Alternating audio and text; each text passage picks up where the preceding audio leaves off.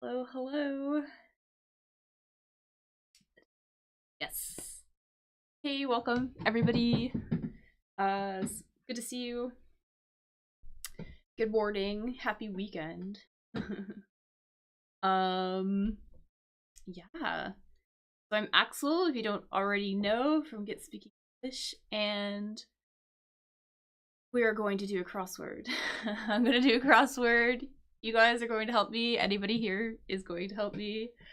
Yeah, so live right now. Where am I live? I'm live on Facebook, on Twitch, YouTube. The chats are up. You can say hello. So type in the chat. Let me know if you're live. And yeah, so we're gonna hang out here. We're gonna do this crossword today.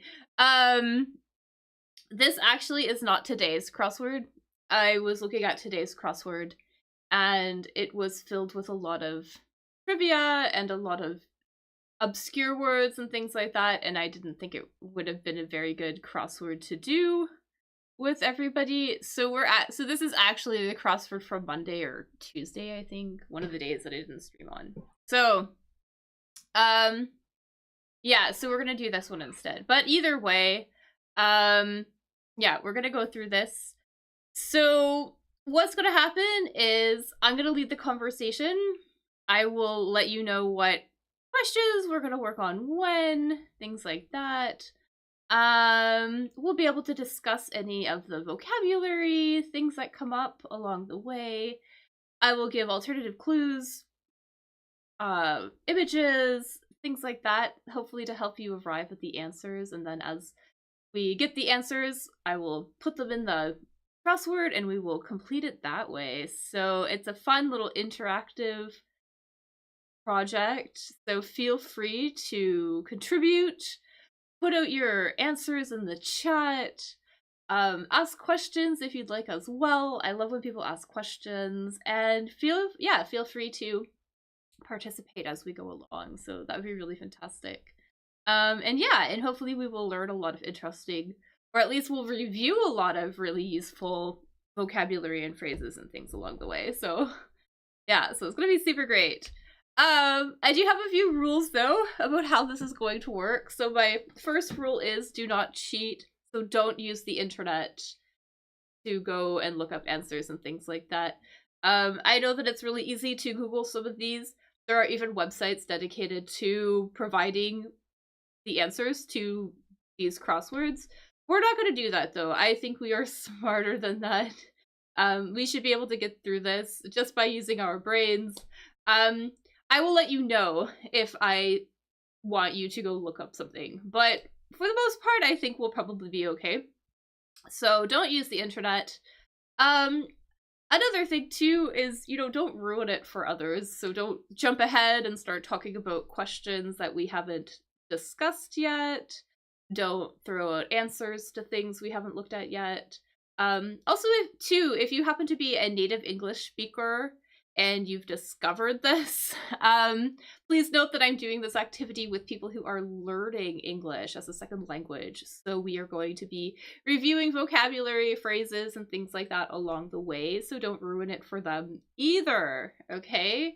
And finally, too, please be nice to one another in the chat. So be nice to each other, be nice to me as well. I know sometimes I make mistakes, and sometimes I say things that are not the best, but let's try to be nice to one another, have a really good time, and just create a nice, supportive space where we could all have a good time and learn some English, review some English together. Okay? And then there are a few rules, not rules really, but there are things about this crossword specifically that are helpful to know for completing it. So some things to keep in mind about this crossword are, well, the first thing is that most of the clues are going to be about words. So we won't have to know a lot of trivia, we won't have to know a lot of things about pop culture. I might put some things in without really discussing it. We are going to focus on the words, we're going to focus on the language, we're here to review English, so that is going to be our focus here. Also note that this is an American crossword. So that means that, you know, American vocabulary will be used. If there is trivia, sometimes it's American-related trivia. Also, the American spelling of words is going to be used. So, for example, words like color will be spelled C-O-L-O-R instead of C-O-L-O-U-R. Words like finalize will be spelt with an I-Z-E at the end instead of an I-S-E. Words like liter, for example, will have be spelt with an ER at the end instead of RE. So American spelling will be used. Also, the answers will be the same word form of the clues. So what do I mean by that? So if in the clue there is a plural, there will also be a plural in the answer. If there is a verb in the clue, there will be a verb in the answer. If it's conjugated in the past tense, it will be conjugated in the past tense in the answer as well. So that is useful to know. And also, some of the answers will be short phrases, and they will not tell us. There will be no indication. So some will be short phrases, phrasal verbs, or parts of phrases. So hopefully I will be able to recognize when something is a multiple word answer. I will let you know. Yeah. So just keep that in mind. And also, because this is a crossword, know that some of the vocabulary and phrases that come up will not be super useful in real life. But hopefully we will talk about lots of useful vocabulary and phrases though. So yeah, but yeah, be aware. There are words, there's vocabulary I use only in the crossword that I would never use in real life. So I will try to let you know if something is not very useful. Yeah, okay. So let's get right in it. So like I said though, so I have Facebook up, I have Twitch up, I have YouTube up. So feel free to say hello, and feel free to participate in any of those locations. I know I have the little addresses on the screen. But yeah, and let's get right to it. So let's see here. So we have, all right, so number one, we have from the Arctic. So from the Arctic, and did kitchen work? So something you would do with the kitchen, and something about having to do with the Arctic. So the Arctic, right? So that's like one of the polar regions, one of the at the ends of the earth, right? Very cold region.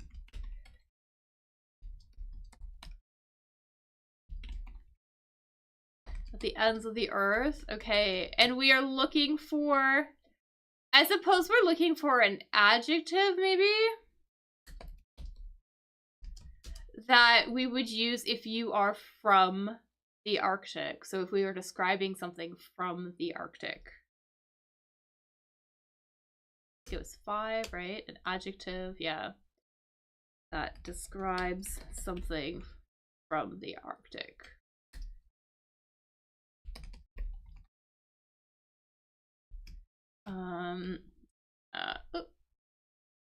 Yeah, so I would think of that for a second. I'm gonna get a picture really quickly. The Arctic. We use this adjective often to describe some of the animals and things that live up north. Yeah, the Arctic is typically up north.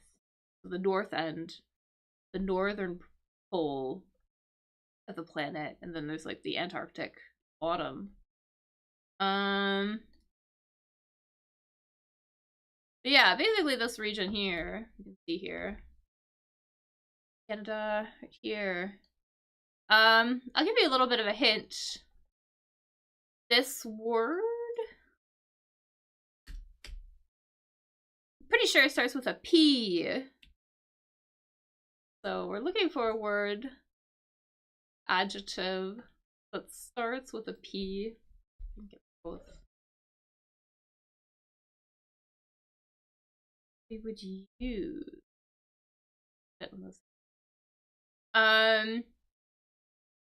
yeah, I think this word is gonna be polar. Polar. So for example, you know, there are like polar bears and acting up.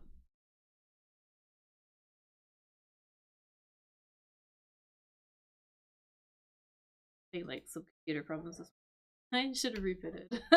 But anyways, we're here. So I think this one is going to be polar. We would use polar just to describe something from the Arctic.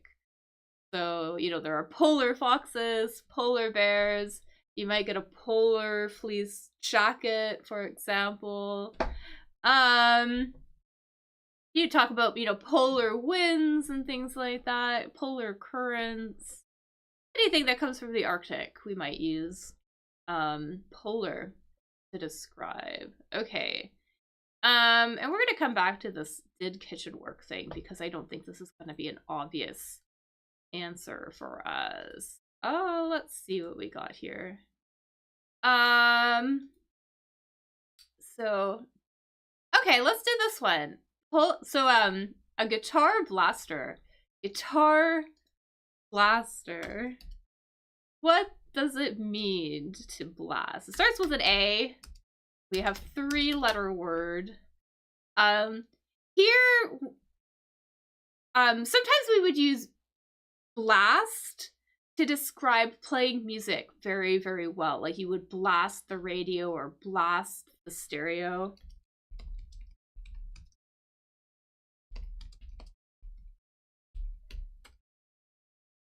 Or blast your music. To play music very loud, basically. So we're looking for some sort of, it's going to be a noun. We're looking for some sort of piece of equipment that you would use to play a guitar. An electric guitar, probably. Yeah. You could play very loud music on your electric guitar. A piece of equipment. I'm gonna get a picture. I'm gonna get a picture. If you think you know what it is, put it in the chat. Give it a guess. If you're a musician yourself, you've played it. I will give you one final hint, one final clue as well too. This answer is short. It's like an abbreviation for a longer word, okay? So it's an abbreviation for a longer word. Like it's kind of cut short, basically. Here. So I think this is gonna be one of these. So, so this thing, this device is called an amplifier.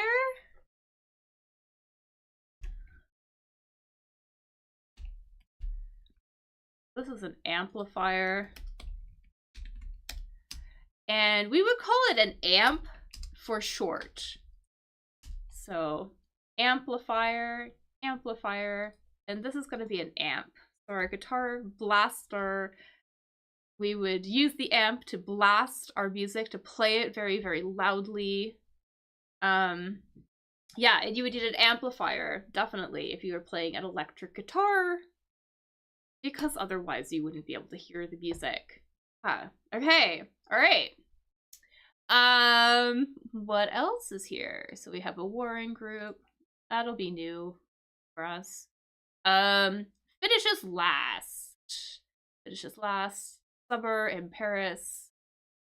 Okay. 8. Okay. Finishes last. So here,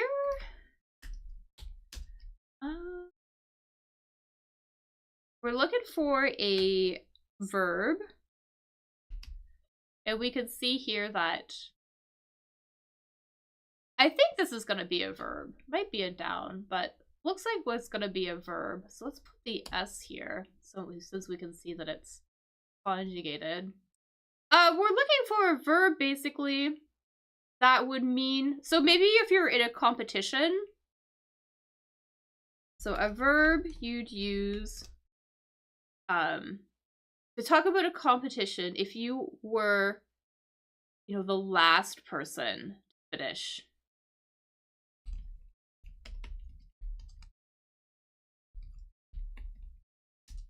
So a verb you use if you would finish last in a competition, right? So basically, you know, basically the opposite of if you win, you would come in first, right?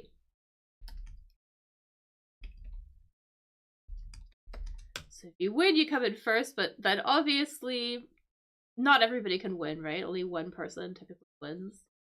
And if you came in the very last, you would definitely be the opposite. The opposite of this. Any ideas what it is? Let's see if anybody can get it. Starts with an L. Da, da, da. We can see that it's going to end in an S.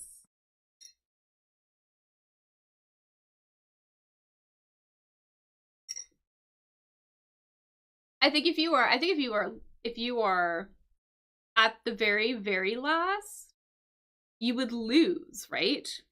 So I think this answer is going to be loses. So loses.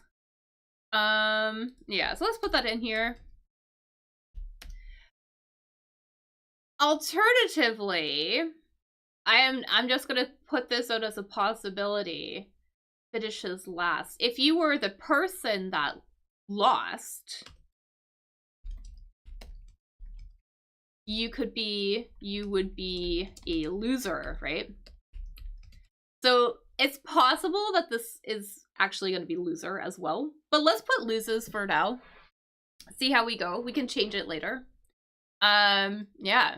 So that should be great. I think we'll be okay. Let's see here. Okay, so we want to make a speech. This is going to be... might be a new word for us, so we'll go back to this. Let's do maybe this one. So a fragrance. A fragrance is a pleasant smell. A pleasant or a nice smell. Like, for example, perfume would have a really nice fragrance. A flower might have a really nice fragrance. So we're looking for a word, basically. We're looking for a synonym, or at least some sort of word, another word for a smell. So we're looking for a noun here, and we have, you can see, OM here. Yeah. We're looking for another word for smell. We would often use this word if we're talking about the smell of food, I would say. That would be the most common time we'd use this word. Yeah, it's a word typically used when we're talking about food or drink.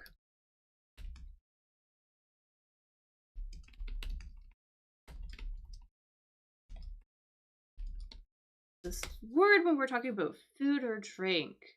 You know, we might talk about the smell of fresh bread, for example, or maybe how wine would have a nice fruity smell.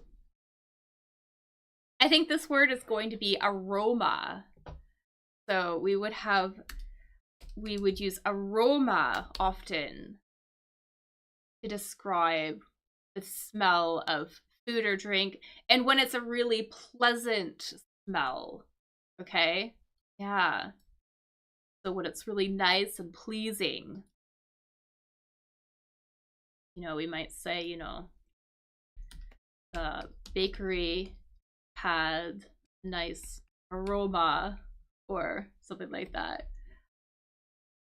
Fresh bread or something. Bakery had,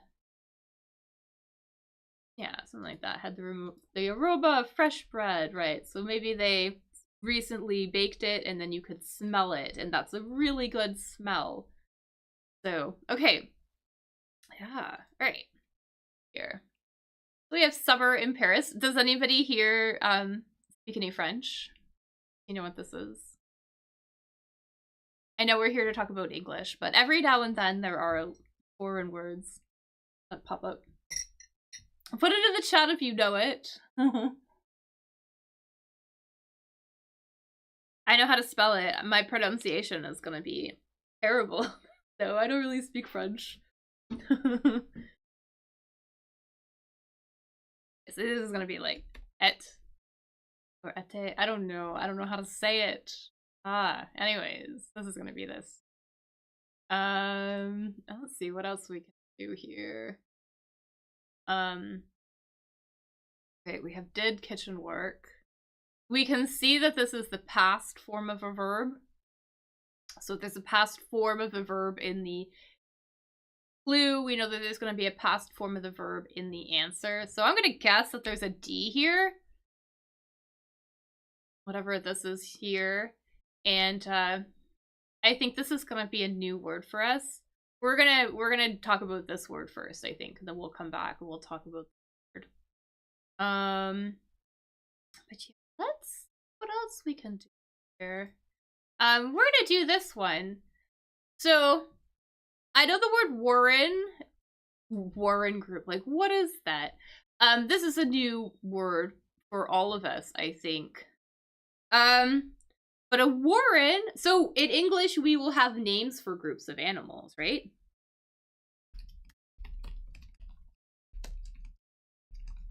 For example, you know, you have a pride of lions, right? A pack of wolves, right? A herd of, I don't know, horses, for example, right? A flock of birds. A warren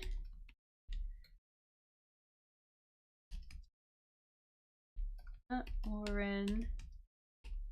a warren. A warren is the name of a group of animal, and I'm going to put up here the animal because I think this is gonna be new. I think it's a name of a group, or it's the place where they. Wait, I should double check. This is related to. Okay. Oh, okay. All right. It's not the name of the group, but where. Oh, maybe it is. It's kind of like a series of this animal burrows underground. So this animal burrows underground and creates a series of tunnels. It's called the warren, apparently. And we want the animal that creates these tunnels. I'm gonna get a picture. I'm gonna get a picture of the animal.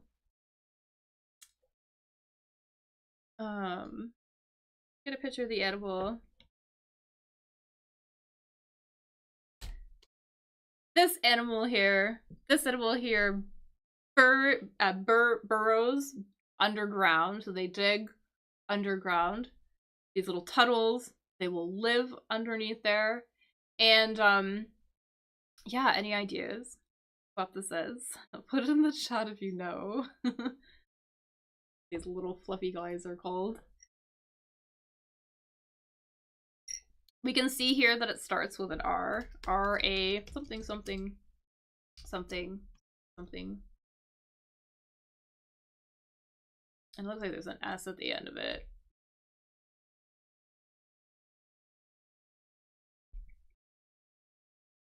This is a rabbit. So rabbits live in a warren. Up there. Rabbits. All right. All right. So far, so good. We're doing good. We have a physique. We're short. Really, really long times. We know that there's an S here. Really, really, really long times because it's plural. Let's do this one really quickly. So it's like a little grammar thing. Fill in the blank. So we would say, you know, it's something a deal, right? A deal. If you agree about something, right?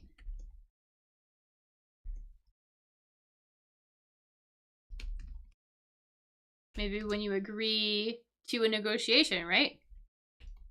You maybe agree to buy something or you agree to trade something, right? You would say, we can see it here. So we have a one word or one letter T.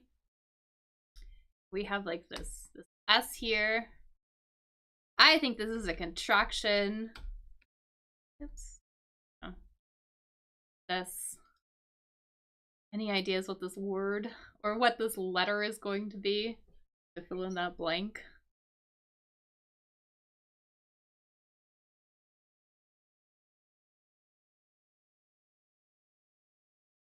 I think this one's gonna be it. So it's a deal. It's a deal. And what does the it refer to? Whatever you were discussing, I suppose like the outcome.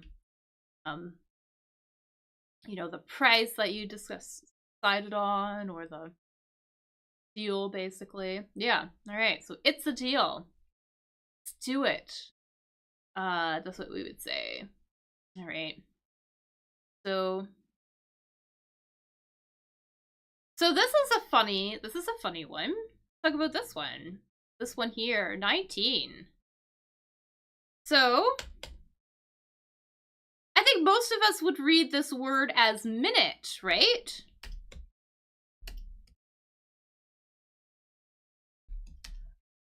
Like for time, right?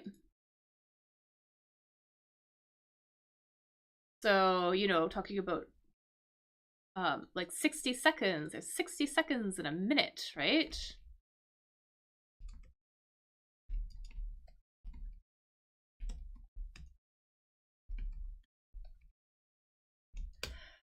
But there's another way to pronounce this word, and it's one of those interesting words in English where the meaning of the meaning of the word will change depending on the pronunciation. This is one of those words. So we could read this as minute and, you know that we're talking about time, but we could also read this word as minute.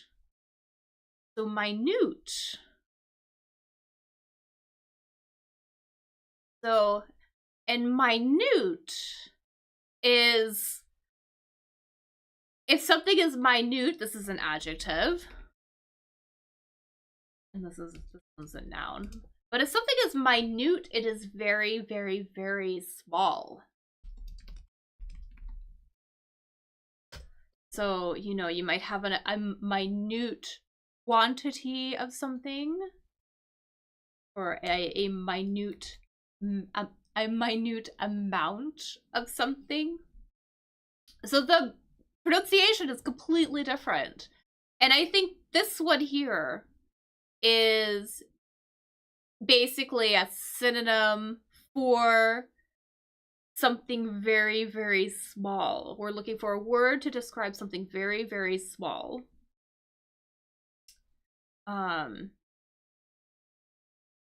Oh, and there is a collocation too where this will show up. We'll talk about something in minute detail if you look at something in minute detail, it shows that they show every single little tiny detail. So that is a really handy allocation for the word. But any ideas what this might be? So a word for something really, really, really little, really small. I think this word is going to be tiny. So tiny is going to be our answer. Something really minute. It's going to be tiny. And there we go. There. Okay.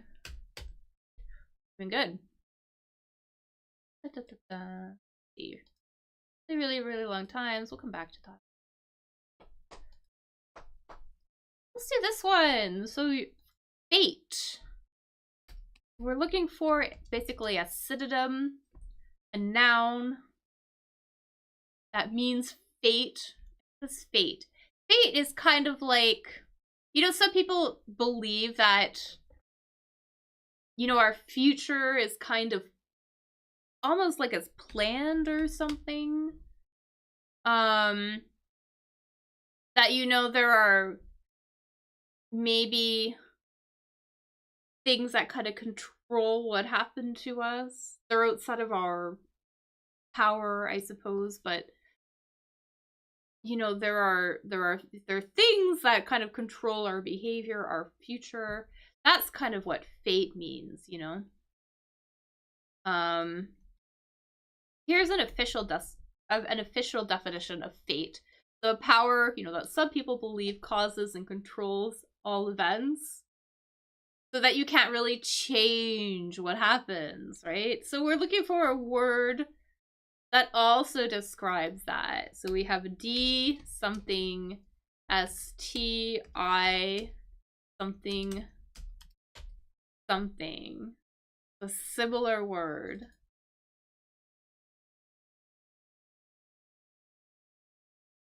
And this one basically, yeah, what will happen in the future? Any ideas? What might be? You know, people might say that, you know, you can't fight this or whatever because you can't control it, you know?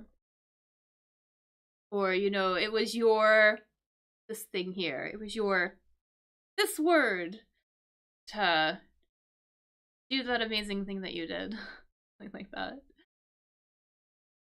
Hey, this word is destiny. Destiny.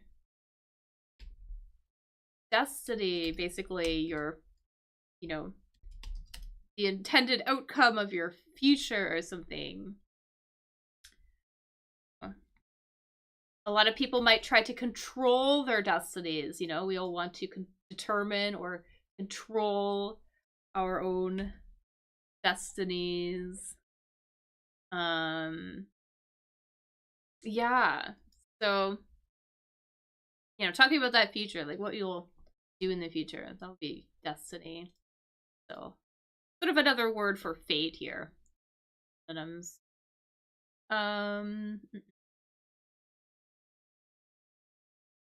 Here we have a mammal. Pie crusts. Oh, let's do this one. I think we'll be able to do this one. So a physique. This word is physique. Physique. Funny pronunciation. So physique. So we're looking for a word, a shortened word. We can see here, physique for short. We use the physique usually to describe somebody's, like, how their body is, basically.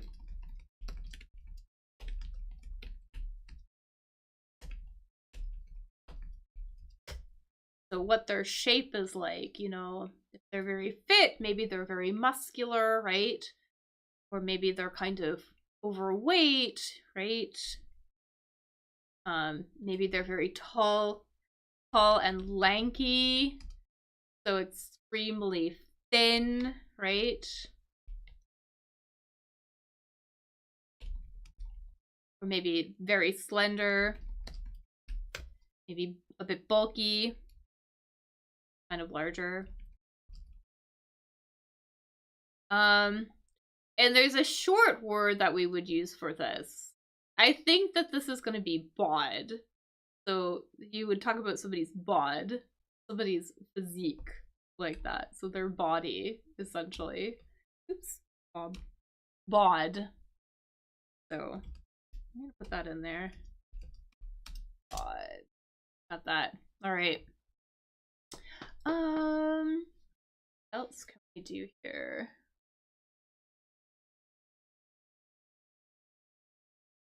And we're gonna do this one. We're gonna do this one just because I think I know.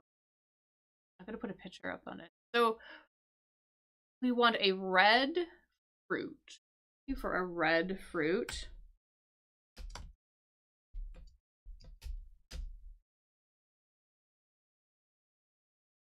There's an S here because we can see that it's plural. And this is not just a fruit, this is also a type of berry.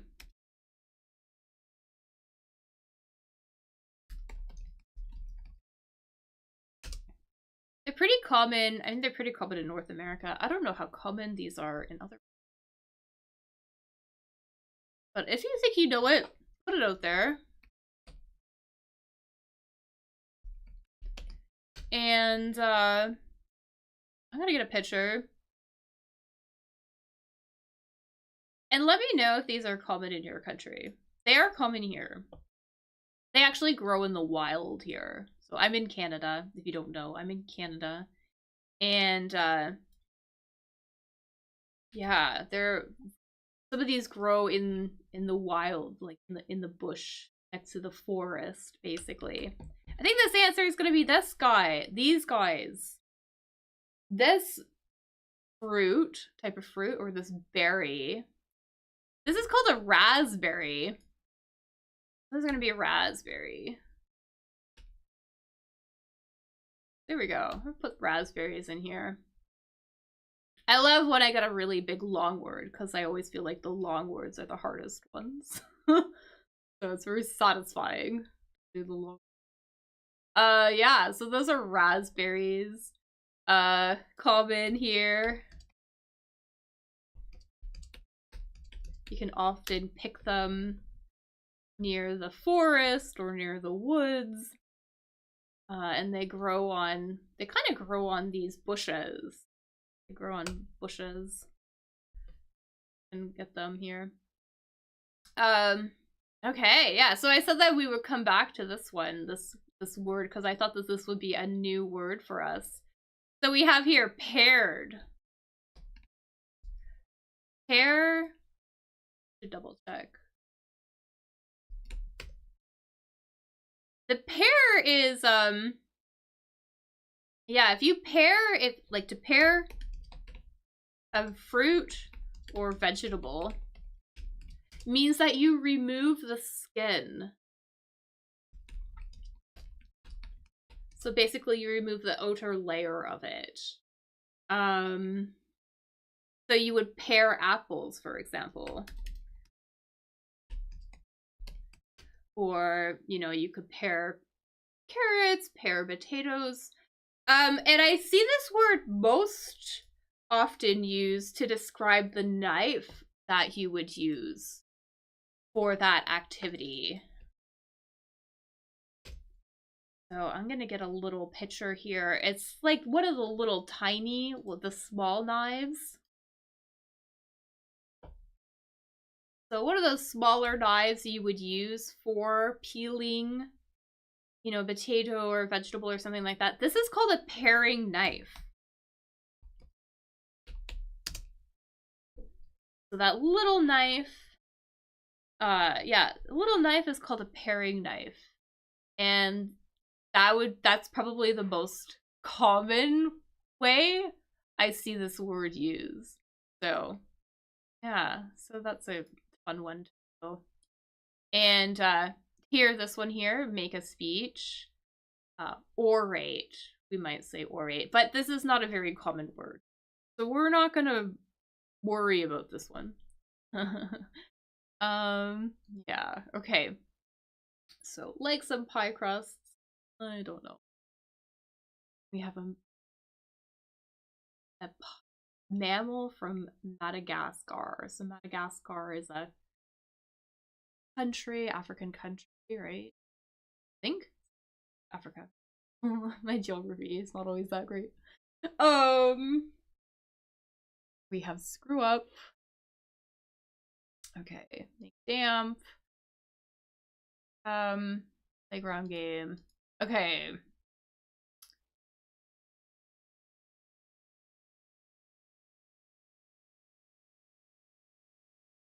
Stood up.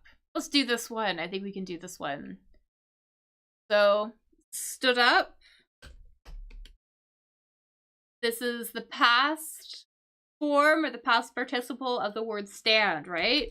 To stand, stood, stood, right? So, an irregular verb here. So, this word also is going to be either the past form or the past participle of a verb. That means to stand up, basically, right? To get to your feet, right? So basically, you go from, you know, either sitting or lying on the ground to, you know, being on your feet, right? So we're gonna go on your feet, right? Yeah, any ideas what this verb might be? Let me know in the comments if you think that you know it.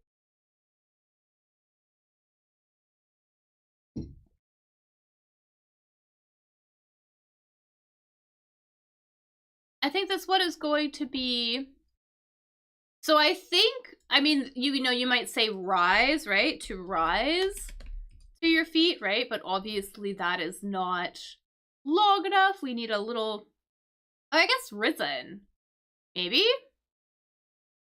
But it looks like we need a vowel here, though. So I'm going to guess that risen is not correct. We want a word that starts with a vowel, I think. There's a similar word, though, maybe like to arise.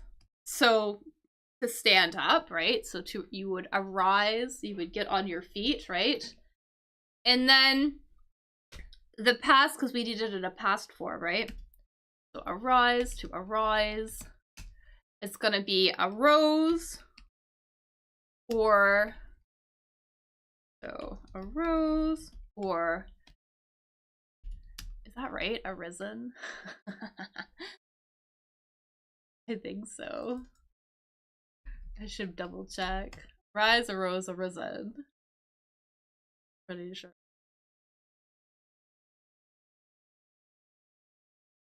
Yes. Yeah, that is right. Double check. It's very early here. So sometimes I doubt. Yeah, rise, arose, arisen. I think this is gonna be a rose. So let's maybe try that. Yeah. Yeah, this looks good. Okay. Alright. I'm just gonna put this in here.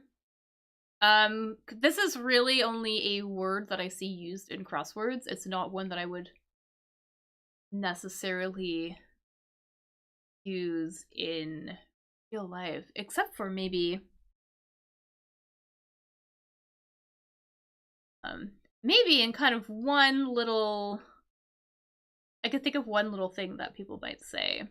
Anyways, if you screw up,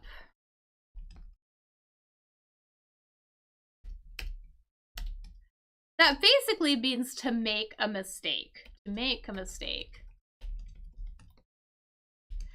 And notice the verb here, right? We don't say to do a mistake, but we say to make a mistake. So make mistakes, not to do mistakes, but make mistakes. And that's what it means to screw up. If you screw up, you've made a mistake. You've made an error, right?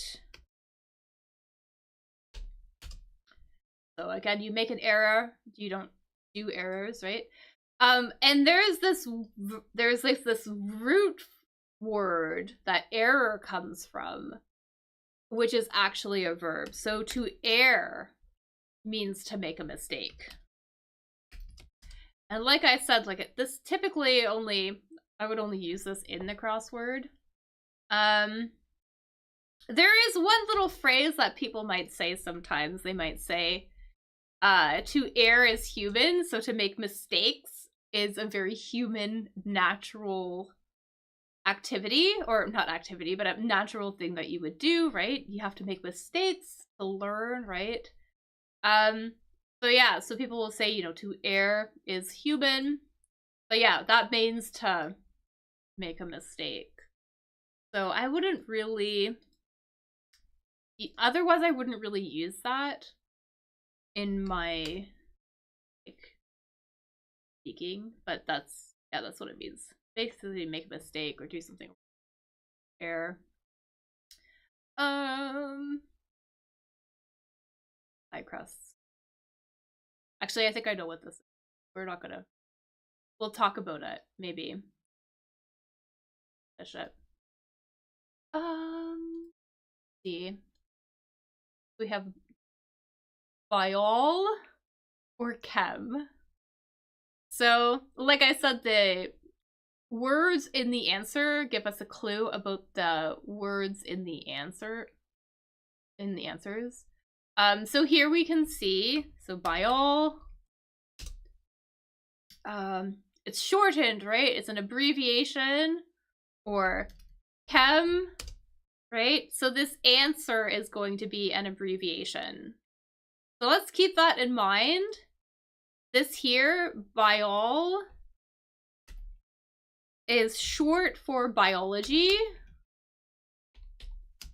And this here, chem, is short for a chemistry. All right. So and they're both what? What are these both? They're both a type of something that you would, you know, study in school and things like that, you know? They are a type. There's also, you know, physics too would fall under this. So physics, also a type of this. I think this is gonna be, they're all types of science, right? They're all sciences. And I think this answer is going to be like that, like sci. So some people will, sometimes science gets abbreviated just to SCI. So I think that that's going to be the answer here. So there we go. So these are sciences. Yeah, that looks pretty good, I think.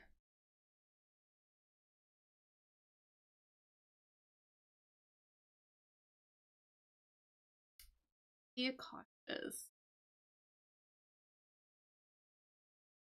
And quits. Color. Bird. Ground game. I think we might be able to get this one. So a playground game. So a playground, what is a playground? It's a place where kids hang out, right?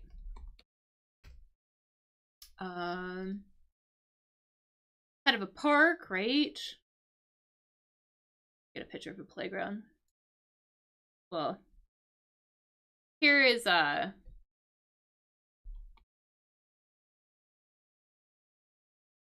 here's a you know, I would call this like a swing set actually, or a jungle gym.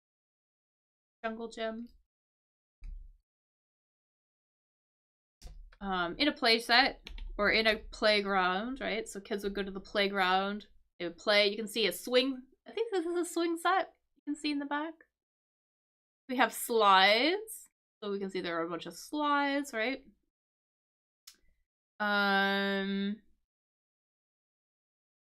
We have a swing set.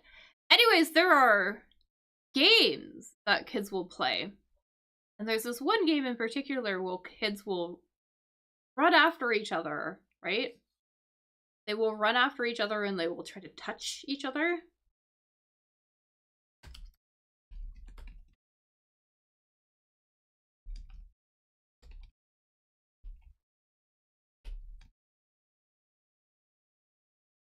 Basically, so they try to run after each other. They try to like maybe touch them on the shoulder or something like that, right? And the idea is to keep away from the people chasing you, right? You don't want to get touched. That's the bad thing, right? You get touched, you lose. But there's a name for this activity.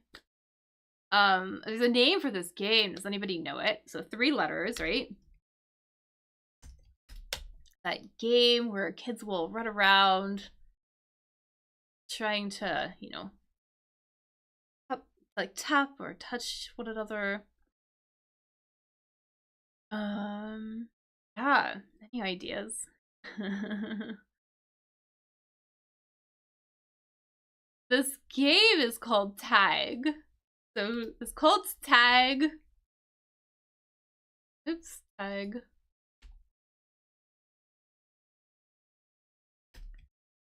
So, you know, they would run after and, you know, they would like tag. They would touch the other person. And when they touched, they would say, you know, tag, you're it. That's what we would say in English. Like, tag, you're it. So now you are it, you are the tagger. And then you have to run after and try to tag somebody else. But yeah. So that is tag. You don't want to be it. But yeah, that's what we call that game. Tag. Oh, let's see here.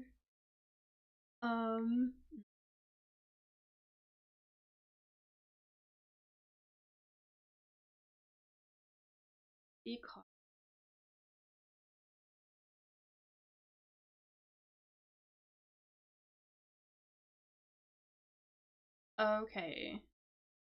Curves, this is an S here.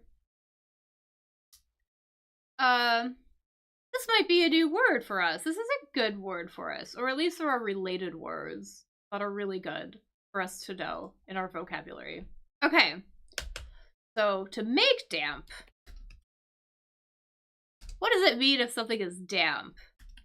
If something is damp, it is a little bit wet. It is a bit wet. So it's not so wet where there's water dripping out of it and things like that. So it's not wet enough that water drips out of it, but it's a bit wet. But, you know, like for example, towels. Like after you get out of the shower, you get out of the bath, you dry yourself off. And the towel is usually, it's wet, right? But it's not so wet that there's water dripping off of it, right? It's just damp, right? I mean, usually, right? There's not, usually you don't have so much water, right? So yeah, so a damp cloth, for example, would be one that's holding, you know, just enough water to make it wet, but it's not dripping with water, right? Okay. So then there's another related word that we would use for making something slightly wet. And we can see here we have OIST something something. This is a verb. This is a verb. This might be a new word for us, but it's a good one to know. There are good related words to this too that are often good to know. And there's an adjective as well, too. So this is moisten. Moisten.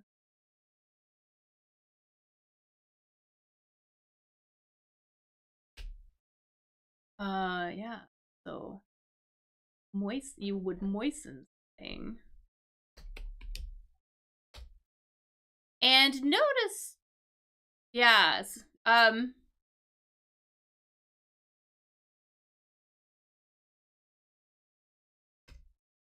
so the word moisten is not the most common word. I'm trying to like get it. So using this as a verb is not the most common use of this word, but moist, something that is slightly damp, that is a very common adjective.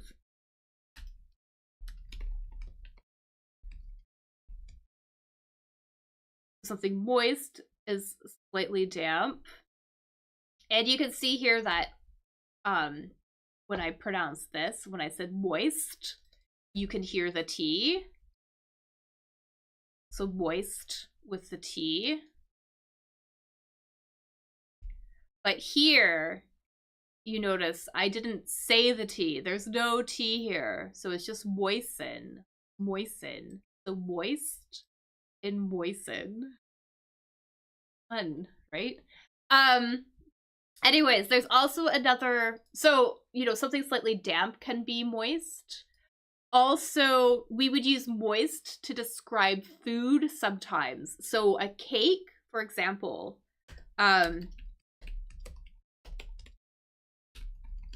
you know, you'll have cake when it's not dry.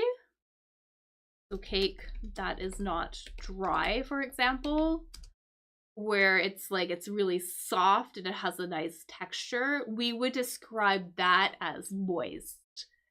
So cake that is not dry is moist, for example. And usually you want to bake a really nice moist cake, right?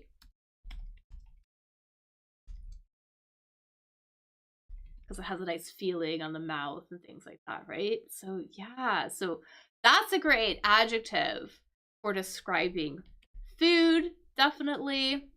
Very common. And also something moist is also slightly damp. And another really useful related word is moisture. So, something damp is usually wet, it's cold, but also if it's humid, there's a lot of moisture in the air. There's a lot of wetness in the air. Moisture. So moisture is basically wetness in the air, basically. So another great word. And we say the T in this one, so moisture. Basically really, really, really small droplets of moisture. Yeah, so good related words. Moisten, not so common, but moisture, definitely. Moist, describe something. Those are good words. Yeah. Alrighty. What else we got here? Color. Verbs. I think we can get this one actually. So be cautious. To be cautious. So this is gonna be a verb. This is actually 2 words. This is gonna be 2 words. We have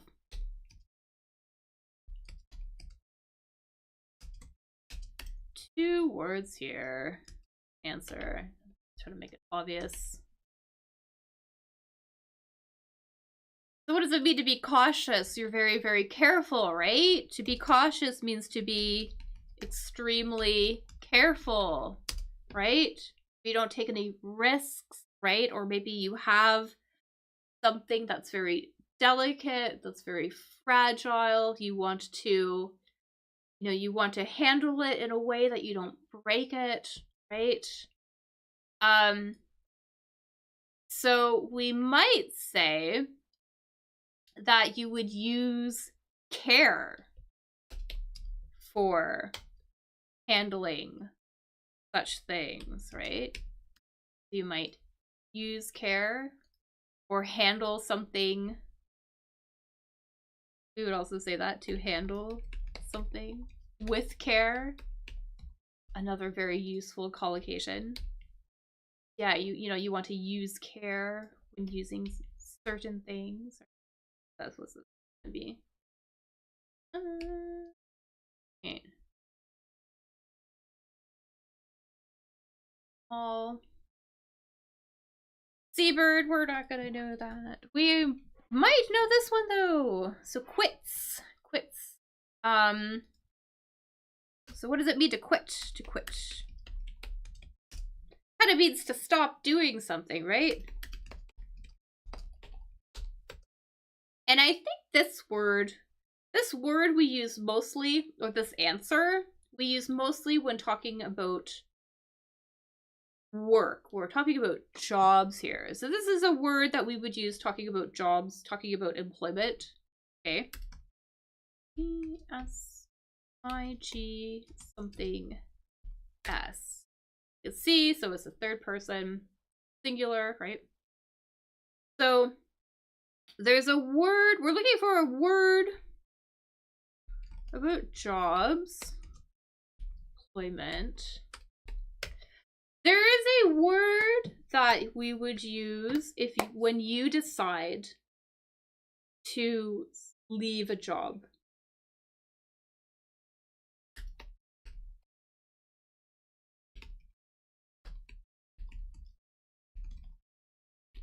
So, you know, the employer doesn't tell you you can't work here anymore, right? You don't get fired, right? If you get fired by your employer, they tell you to stop working there, right? So it's not going to be that. But this is going to be a word if you decide yourself, I no longer want to work here. Maybe I have a different job somewhere. You know, you would give them your letter, let them know that you are no longer available to work. And that is what this verb is. Any ideas? The verb we would use.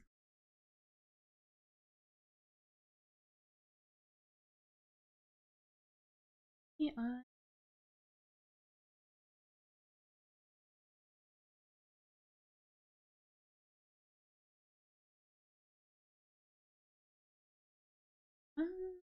All right. So this word here, we would resign. You would resign from a job. So you would resign. And notice how that GH is silent, resign.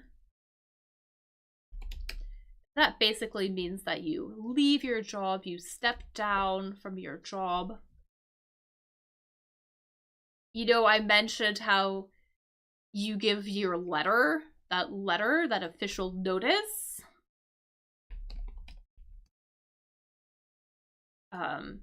That letter is called a resignation letter.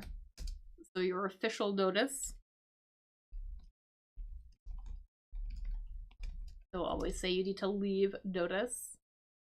So, yeah, so your official notice is your resignation letter. Would you resign from your job? So that's gonna be that there. All right.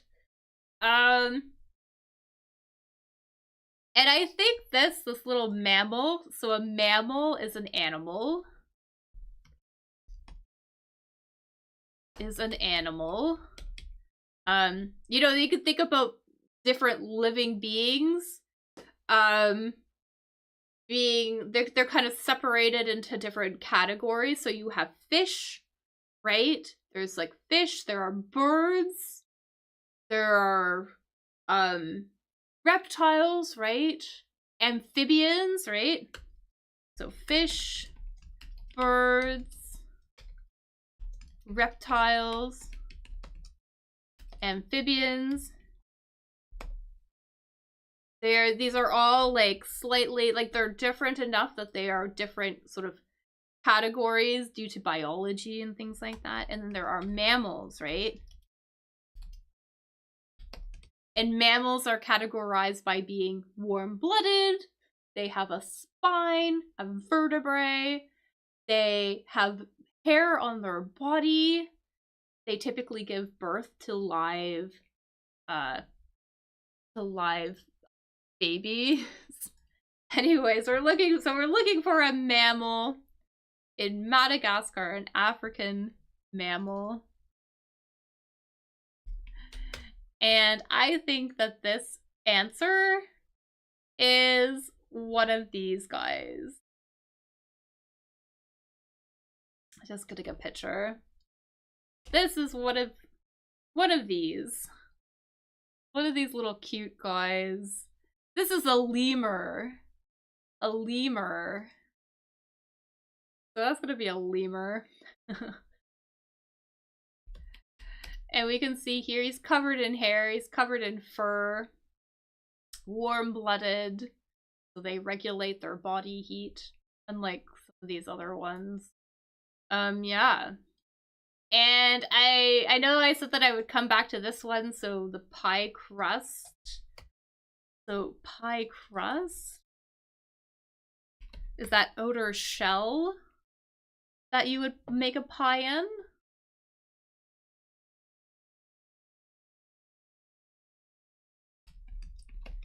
So this outer shell, and lard is a type of fat that you would use.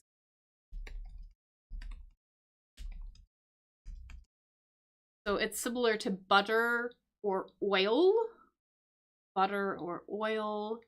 But lard comes from animals. It's animal fat.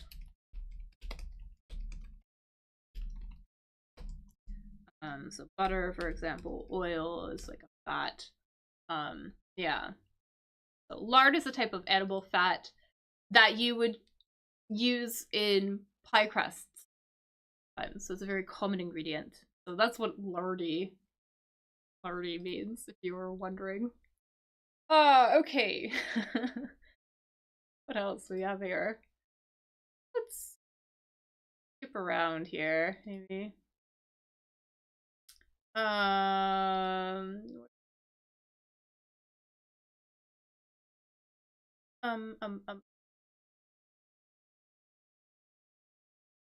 Okay, let's do this. Let's do uncooked. Something uncooked. So something uncooked when food is in its original state. So we want a 3-letter word. We're looking for an adjective. Looking for an adjective here to describe food before it's cooked. So in its original state. 3-letter. I'm gonna get a picture to help us. Put it in the chat if you think you know.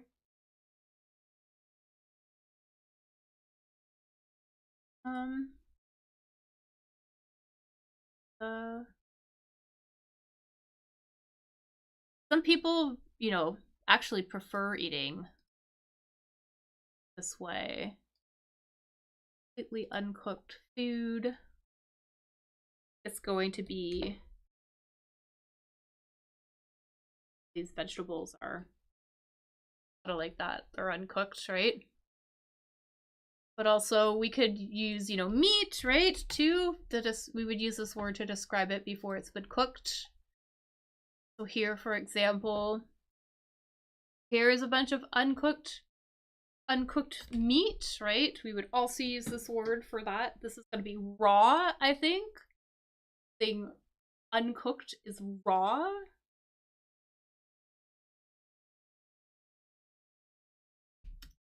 Thing uncooked is raw. We got that there. Yeah.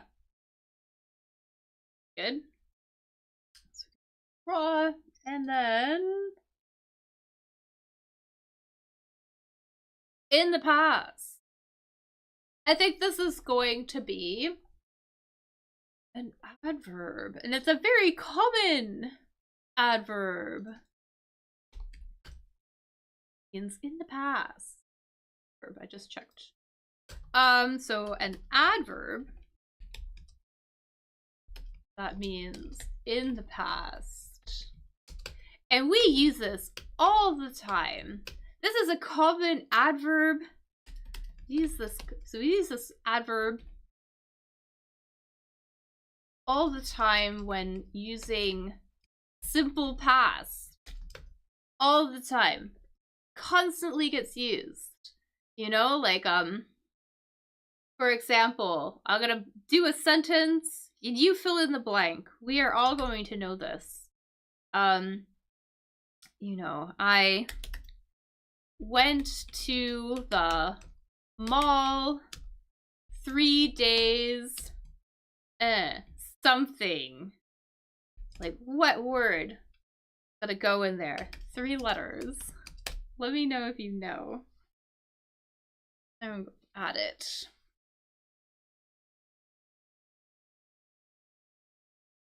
Yeah, it always gets used with simple past, right? We wouldn't use it with present perfect. Only with simple past. This is gonna be a go. Yeah, so a go. Yeah. So a go. Like I said, we only use it with simple past, right? To talk about something that happened that's completed, a finished act in the past. Whereas present perfect, we don't use present perfect for talking about specific things in the past, right? So yeah, so since we know exactly when it happened, we know exactly when we went to the mall 3 days ago, we would use simple past, right? Whereas we would use present perfect if we didn't want to say maybe exactly when we went.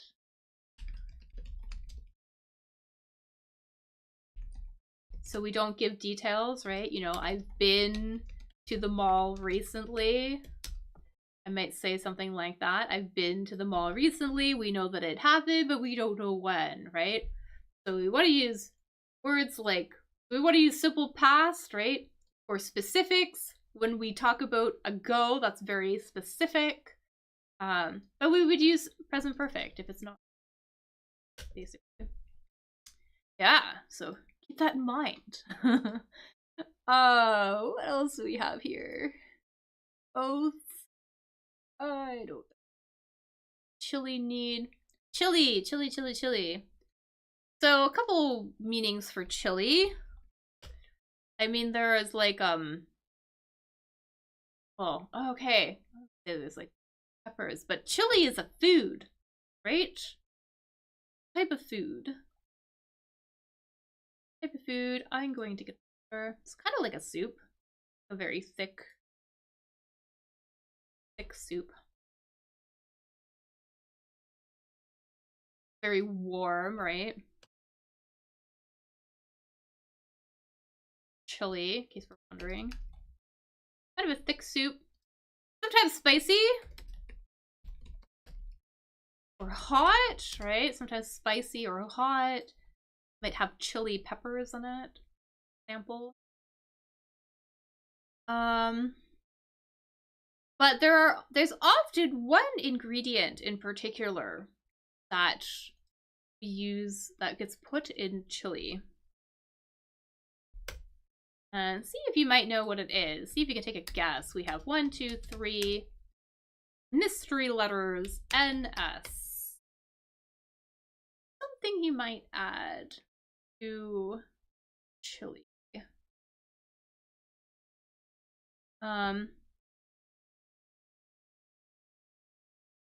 It's not gonna be a meat. It's not a meat. Kind of a vegetable. Yeah, I think people would classify this as a vegetable. It's a very special type of vegetable. Talk about it in a second. Word use. I think they typically, a lot of chilies have these in them. These things. And these things, what are these things? These things are beans. We can see in this picture, these are dried beans. You would have to cook them. But yeah, a lot of chilies have beans in them. And I was going to say this is a type. Beans are a type of legume. I think that's how you spell it. Legume. Legumes are sort of a subset of vegetables. So yeah, it's a plant that has a seed in a pod. A bean or a pea? Of legume. Kind of fun. Yeah. Legumes. The seeds in a pod. So pod is like an outer shell. So these would originally have an outer shell. You can see here. Sure.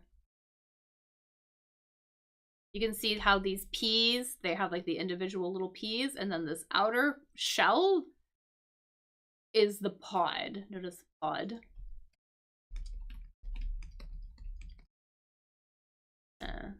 Fun. Or you might also call it shell, like shell too. But yeah. There you go. So, what else do we have? A fierce fighter? I have no idea. Eyed monster. Not sure. Fencing cry. Red fruits. Put an S here. Minor complaint. Lines. Okay, I think this is gonna be a tricky quadrant. So let's maybe go elsewhere.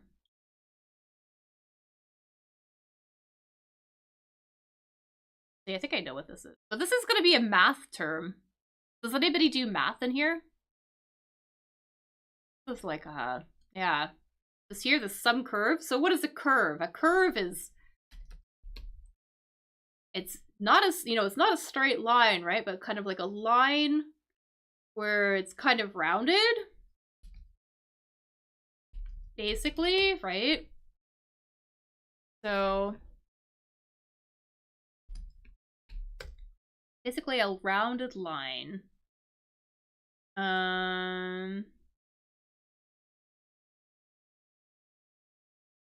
Here we can kind of see. This is a curve, right? And then there are like types of curves in mathematics. Types of curves in mathematics. And there are kind of two that I can think of. I'm not a big math person, not a big science person. But there are two that I can think of. I think that this is it's going to be a sine curve. And I don't quite know what the difference is, but there's also like cosine. I think this is sine. Yeah. So I suppose that's only useful if you study math. So I won't talk about it. But yeah. Let's maybe talk about this one. This is gonna be possibly a new word for us. So color is usually a noun, right? The word color. Usually a noun, right? But we could also use color as a verb. To color something basically means to give color. Okay. So, we're doing American spelling. Okay. In Canada, we use British spelling. So I have a habit. So to color something basically means to give color to something. So maybe to dye something or change the color of something. Something like that, right? And there is a word we would use if we just want to give us like a little bit. Oh, like we want to change the color just slightly. And I think that this is what this is going to be. Yeah, it's like a really, really, really small amount of color. So this verb, yeah, means to slightly change the color of something. And this might be a new word for us. I'm gonna see it. Okay. Yeah, we have some pictures with some color theory to kind of explain this. But you have solid colors, right? You have solid colors, kind of the primary colors, like the reds, the greens, the blues, the yellows, right? And then you can darken them, you can give them shade, or you can lighten them. Lighten them slightly. And this verb is kind of refers to lightening them. So you can see up here, there's like the pure color, but if we add a little bit of white, you would tint it, slightly change the color, slightly lighten it. So if you just change the color just a little teeny tiny bit, we would say that you tint something. So this is going to be tint. So, I don't know. We might say that, the sky was blue with a little tint of green or something like that. Or, or at sunset, right? The sky was tinted with purple or pink, something like that. Like where there's just a little tiny bit of color, but not a lot. Yeah, so tint would kind of refer to that little subtle color, or just lightening a bit with white. And then here too, you can see if we shade something, that means that we're darkening it. We're adding maybe some black to it. But yeah, so this word is going to be tint. So that might have been new for us. But yeah, so that's kind of interesting. Pepper Fellow is just with Dan. You don't need to know that. This is just a crossword word. And it's not useful. Something rotund, though. I don't know what a rotunda is, but something rotund. Rotund is round. So that's a word for being round. Something rotund. Round, basically. It's kind of circular. And we want a topper, so something that goes on top of something. I think they're referring to a building. A building with a rounded top, with a rounded ceiling. So we can see that it starts with a D. So the name for the top of a building with sort of a rounded ceiling. That's right. So sort of has a top rounded ceiling. You might see these on certain temples, things like that. Mosques have this a lot. Sometimes churches as well, right? You have this kind of like this rounded ceiling. Any ideas what this thing is called? This rounded ceiling is called architecture.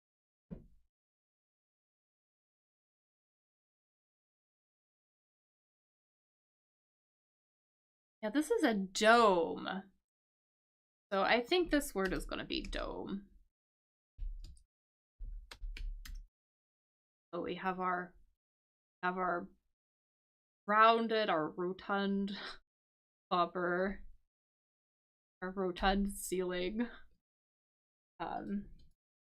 If you want to look up what rotunda actually is, let me know.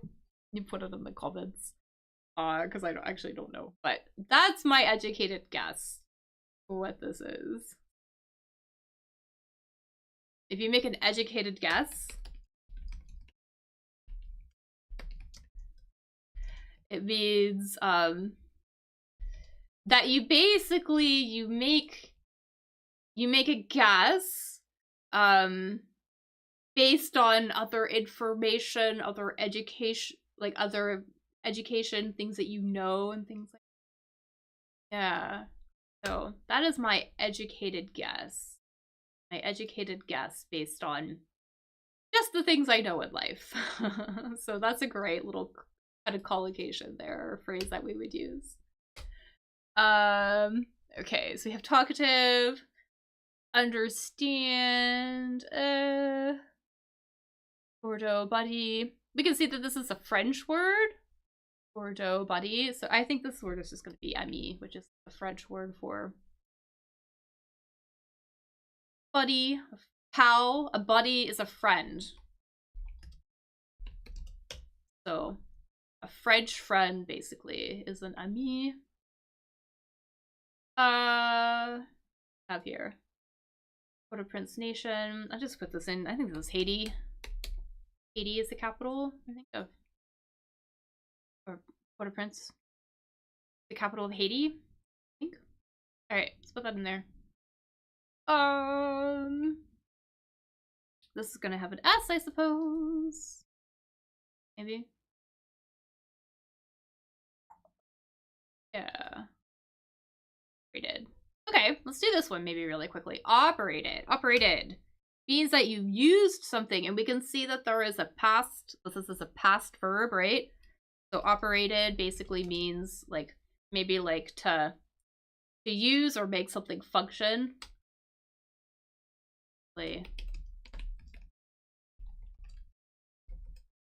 You know, you would operate machinery, for example, right? Okay, so you would operate machinery. And there's another word, there's another verb that we would use when we're talking about making machinery work, making it do its thing. There's a specific word that we would use. 3 letters, 3-letter verb that we would use. Ideas.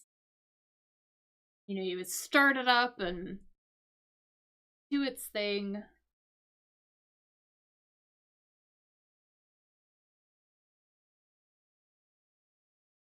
We would make machinery run.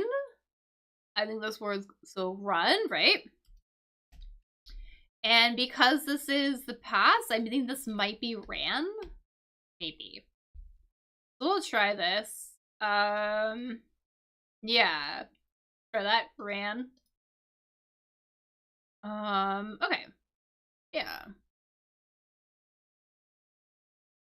In the lead. Right.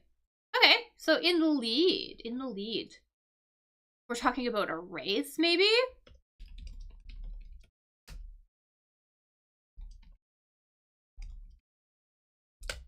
Or maybe talking about a race, right? Some sort of competition.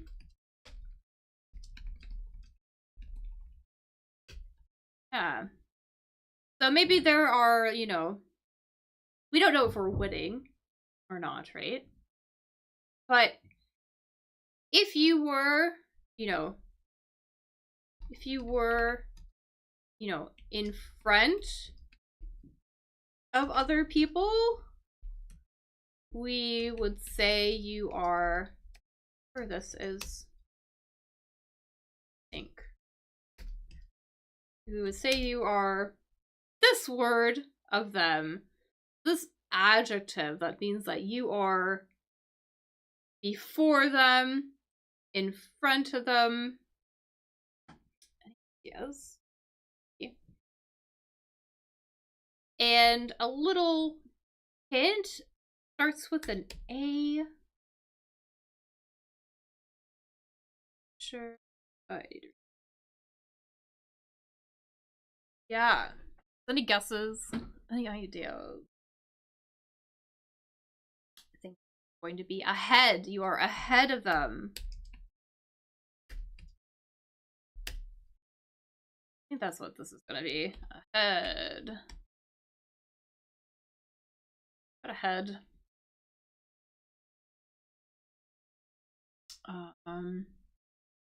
Yeah, let's do this really quickly. So this cry of insight. What does insight mean? Insight is kind of like when you get an idea, sort of. Like, you know what's going on, you suddenly have this this understanding. about what's happening. So insight, basically.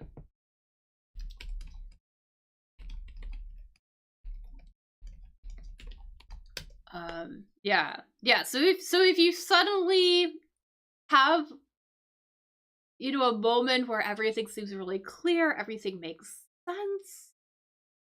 Maybe you've just solved a problem, or you've just figured out the solution for something.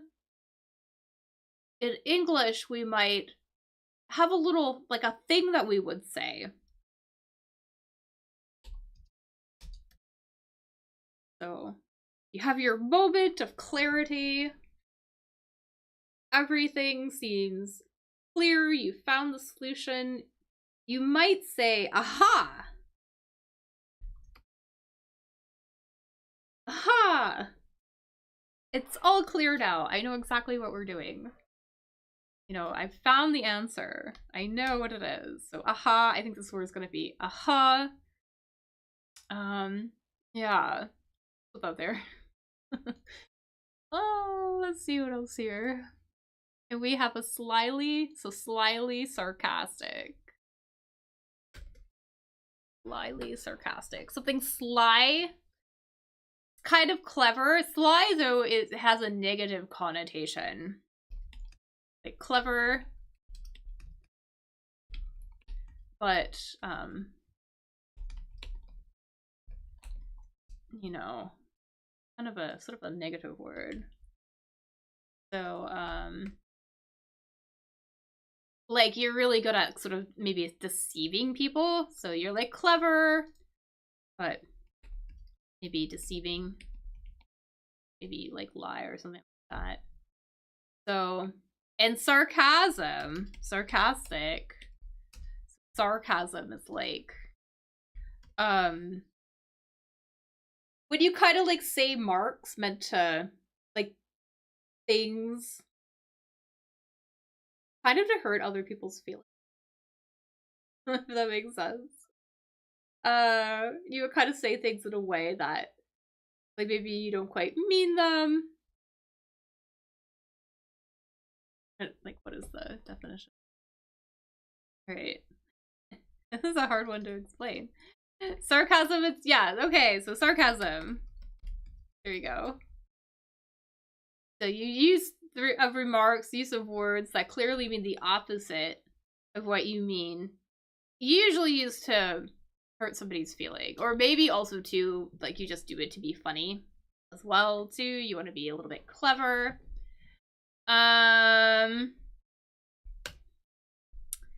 Yeah, so, and then there's like this word. This is an adjective. This is a, there's an adjective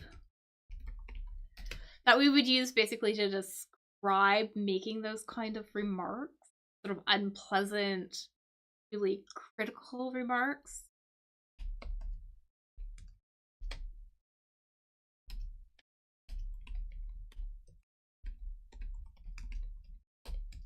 We would call them snide, like you would make snide remarks. Would make snide remarks. That is the that would be kind of a collocation there. So snide is this answer. So something snide, yeah, it's a little bit sarcastic, really rude, really unkind, maybe overly critical.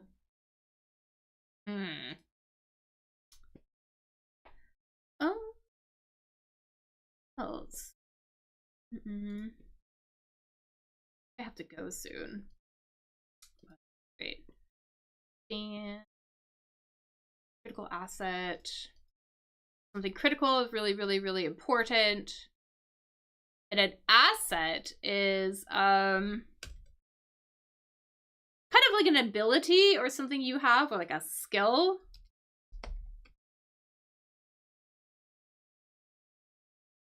It's kind of something that assets are also something like in finance as well, but it's basically something you have that is really, really good.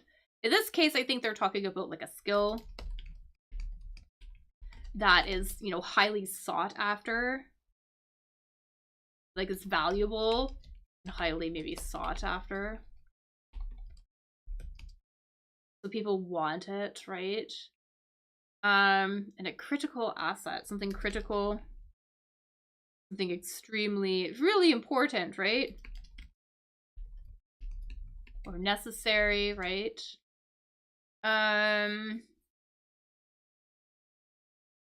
I think this answer, I mean, we can kind of see it here. Something A-S, something E. I think this answer is going to be taste. Taste is really important. You know, you have to have good taste. That's what it's gonna be. If you have good taste, it means that, you know, you like really good things, or maybe really fine things, or you're really selective. And you're really good at knowing what's really good, right? So yeah, to have good taste, you know what's good and nice and valuable. Maybe like you have kind of, yeah, you're gonna kind of good knowing what's good. I think that's what this is gonna be. Before, I don't know what this. It's probably some sort of a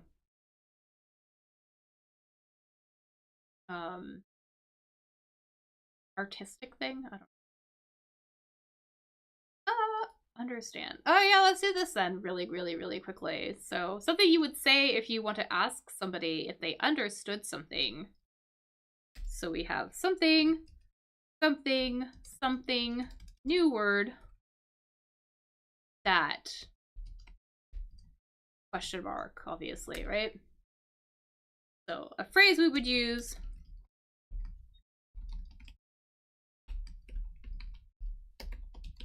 A phrase we would use to ask if people understood or understood what we mean. Yeah.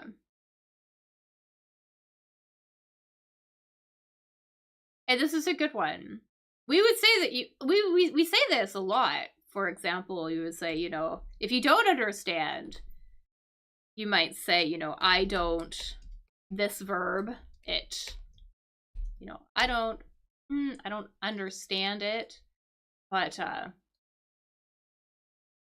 this word conjugated slightly different. This is yes. We would just see the base form here. But maybe I don't get it. Get it. So maybe we would ask them if they got it. Got that? Got it? You understand? Got it? Yeah. So if you get something or you don't get something, asking about, you know, if you understand something or not. Yeah, so yeah, that's what that's gonna be. Talkative. I know what this is, but I don't think you guys are going. Yeah, I guess the rest of this is kind of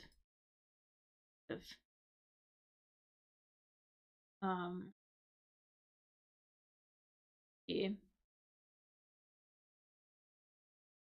I wonder if this word is berries. Usually sometimes there are patterns in this crossword.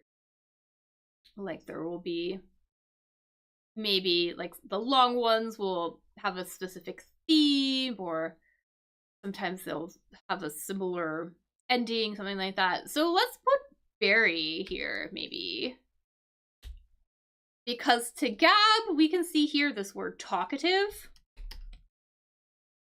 An adjective to describe someone who likes to talk.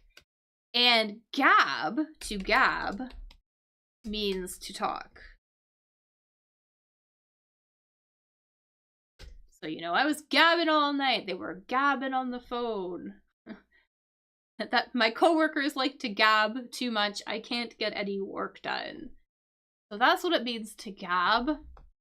And we want to change it into an adjective though, right? So I wonder if this word is going to be maybe like gabby or something like that. But gab is a good one to know, though. Talk here. And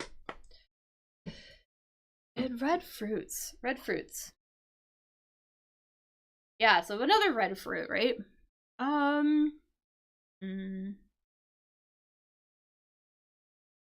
Oats. Couple lines. Oh, I know what this is, but I think this will be new. Yeah, the rest of this is going to be hard. The rest of this is going to be hard. But that's fine. Gotta put them in. So to make up lines, what do we mean by lines? So lines, this is a reference to acting. To acting or theater, right? You get the script, right? The script is basically that book with the pages that tell the actors what to say, right?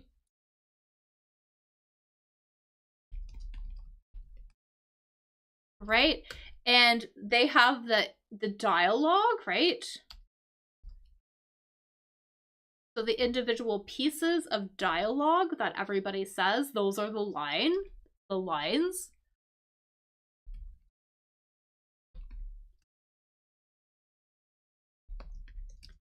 So, but here we're making something up. What does it mean to make up something? To make up something means to invent something, right? Or create something, right? You could make up a story as well or something, you know, create something. So if we were to make up our lines on the spot, if you were acting or maybe you're doing a play or something, or even if you want to make up a song on the spot, there's sort of a phrase we would use for this. And yeah, this is kind of an advanced word. So this is going to be a new one. But it's like 2 words. I believe it has Latin roots. And it just basically means to just, talk. Basically, just say things without any preparation. This is going to be ad-lib. You ad-lib. Yeah. Maybe you do a speech without preparation. This is going to be ad-lib. Yeah. So, yeah. So I'm sure that was kind of a new one.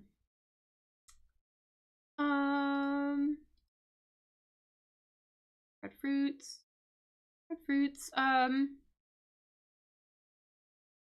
I think this one, so this minor complaint. So something minor. It's little, right? Not very big. Very small. So we're not talking about huge complaints, right? But just like little ones. And a complaint is when maybe you're not happy with something.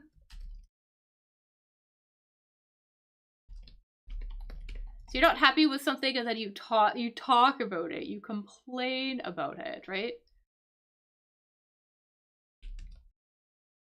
So a complaint, that's the noun version. When you complain. So complain here, we can see the verb complaint. That's going to be the noun version.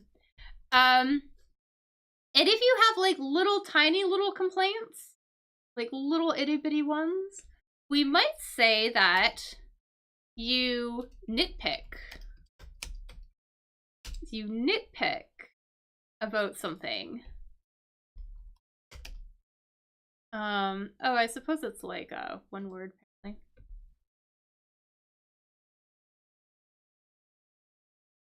Yeah, you nitpick. Oh my. Need a reboot.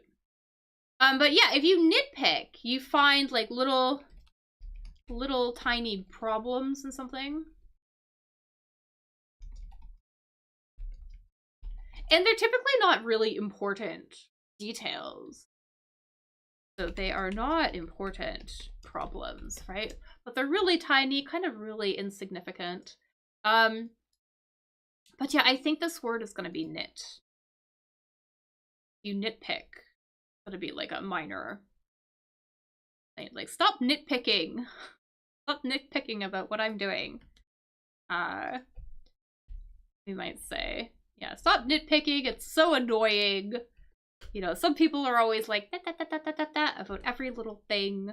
So that's what it means to nitpick. So I think this is going to be nit. And yeah, I think this gives us an idea of what this was going to be. So another red fruit. This crossword was published, well, this week was American Thanksgiving. So this food is often eaten, or served, I should say served, during American Thanksgiving. So that gives us a little bit of hint. See if you know what it is. Let me know. Put it in the chat. I'm gonna get a picture. If you know, they're these bright red little fruits. Another berry we can see. Classic Thanksgiving dish. That are made from a specific little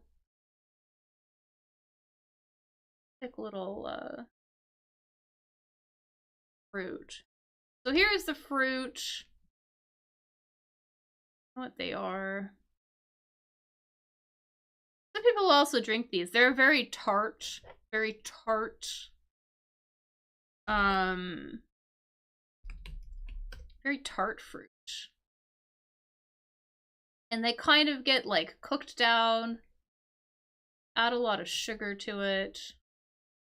And then you might eat it. Kind of as a side. But these are cranberries. So cranberries. This is answer. Cranberries, okay? We got some cranberries.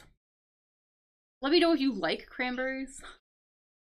I like dried cranberries. They're okay. They have a lot of sugar in them. Because they're so tart. Cranberries. Yeah, they're very tart. They have that, and they're kind of bitter too. I guess they're more tart than bitter, I suppose. But they have this the sharp taste. Sharp, slightly unpleasant taste. Yeah. So, yeah. This one here. So fencing. So fence is a style of fighting. So fencing is a style of fighting. I think typically these days it's a style of competitive fighting. So kind of the swords. I'm gonna get a really quick picture. For fencing. They'll do it during the Olympics and stuff. But there's sort of like this word that they'll say, especially in movies and things like that, like if they are sword fighting. The French word, kind of a French word, I believe. I think this one's gonna be en garde. I'm gonna put that in there. En garde. Irritable. Irritable. If you are irritable, you can see the word irritate in here, which means to make, kind of annoy someone, basically, to annoy, basically, or make, you know, angry or bother, right? So if you are irritable, you are someone who is easily, you are someone who easily gets annoyed or angry or upset. Okay. So maybe you become a little, like, angry and cranky. Maybe you want to fight really easily. Petty. Yeah, so this was not going to be petty. Petty is a good, kind of a good, guess. These are hard ones. The last couple here are really, really hard. So you missed all the easy ones. I think this one was in the crossword we did yesterday too. Like if you're kind of get easily angry. It starts with a T. If you I don't know if you T something T Y. Somebody who gets kind of upset really easily. Yeah, testy. Exactly. This is gonna be testy. Yeah, you missed all the easy ones. Like this, I don't know what this is, this oath. And this was a hard one. This green-eyed monster. This one's a tricky one. Do you know the 7 sins? They say that there are 7 sins. Like, what are the 7 sins? There's like, they're from, I think they're from the Bible or something. You know, there's gluttony, you eat a lot, right? Okay, I'm gonna look up 7 sins. Yeah, there's pride, right? Pride. So when you're kind of full of yourself, right? There's greed, where you want to take from things. There's wrath, and you get extremely angry. And then there's envy. And we might say that envy is a green-eyed monster. I don't know why. Oh. But yeah, I think that's what that is. Green-eyed monster is like for being being envious, I guess. Yeah, so I think that word is okay. Anyways, yeah.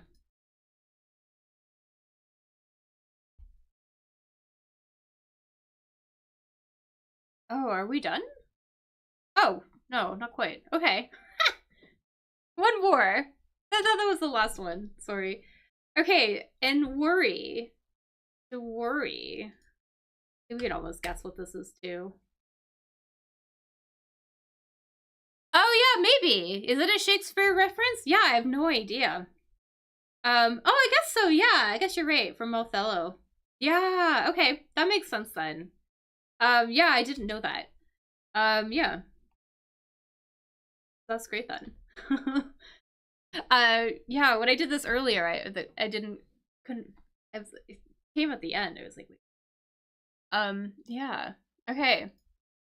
Yeah, we have 2 words here. We have, whatever this is, this work. S-A-T-I-R something. S, and then we have the E, to worry. Something worries you. And we can see there's like a something, a T. This is going to be 2 words. That. Yeah.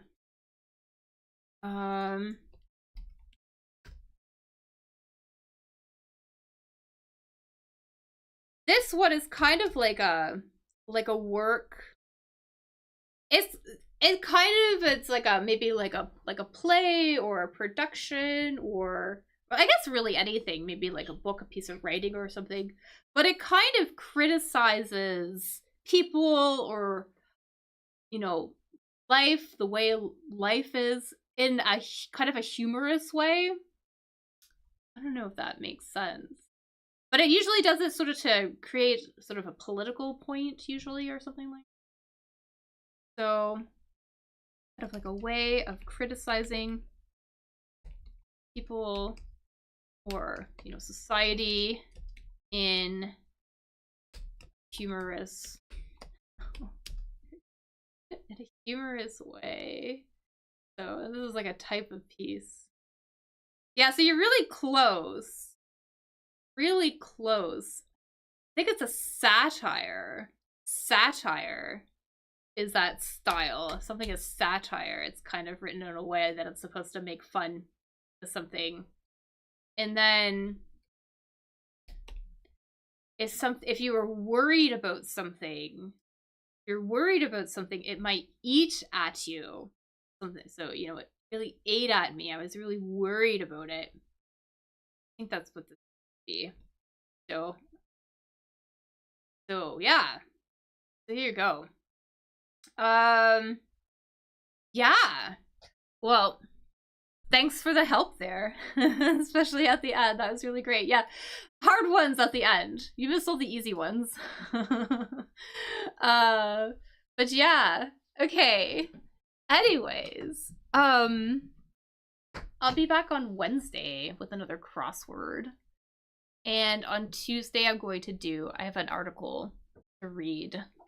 So on Tuesday, I'm going to be reading an article. I'll discuss the vocabulary, the phrases, the pronunciation, any of the interesting grammar and vocabulary, grammar points that come up, vocabulary, things like that. And then another crossword on Wednesday. So, yeah. Yeah, no worries. There's always a video too. You can go back and check it out. Yeah. But thanks so much. Thanks for coming out. I've been trying to spread the word about this. So feel free to share it or like it or anything like that. I've been trying to pass it around on Facebook too. Trying to get more people out. It's tricky. But anyways, yeah, I will be back on Tuesday for an article reading and then back for more crosswords on Wednesday. So I hope everybody has a good Sunday. Hope everybody has a good weekend. And I hope everybody has a good Monday too. I'm not gonna be here on Monday. But thank you. All right. Have a good weekend, everyone. Okay. Bye. Take care.